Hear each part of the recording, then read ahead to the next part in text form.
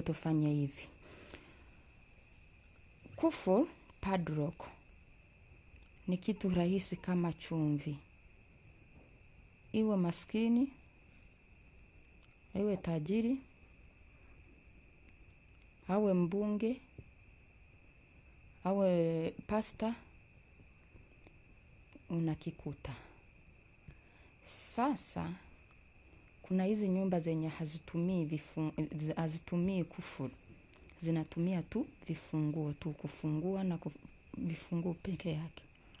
Una kufuru kwako padlock, au na hizi nyumba kama hizi za mijini zinatumia tu funguo peke yake. Yaani kufuru walitengenezea kwa mlango, hicho unakijua. Sasa nitafutie hizo funguo. Tafuta noti ya nchi yako. Uwe wa Kongo, tafuta noti ambayo ni nzito kwa hela zote. Sasa hapa Kenya nzito ni 1,000. Tanzania ni 10,000. Uganda ni 50,000. Unanipata vizuri.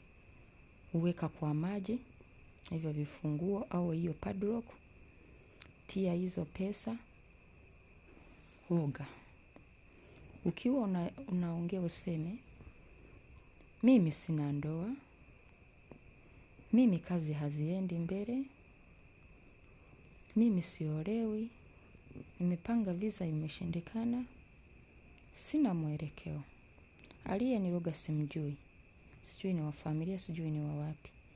Yaani nimepanga mambo ya biashara ikashindikana. Sasa tangia leo najifungua. Najitoa hivyo vifungo 9. Najitoa laana za nyumbani, laana za ukoo, visirani, macho mabaya, nuksi. Tangia leo najifungua. Aliyeniroga simjui. Na aliyetengeneza hii kufuru simjui. Sasa nafunguliwa.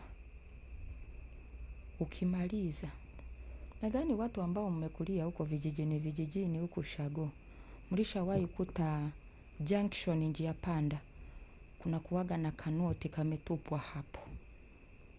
Wewe unakuja unaokota, nasema jamani nimekota hela. Kumbe umeokota visirani na uchawi. Sasa wewe tupa hapo katikati njia panda junction.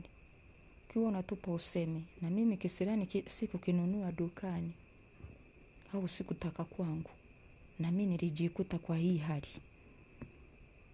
Sasa atakaye ukota hizi pesa na hizi funguo, aendane na visirani vyangu na machozi yangu. Basi. Utakuwa umemaliza. Na ukiwa unaenda, umeshamaliza kuvitupa, usiangalie nyuma.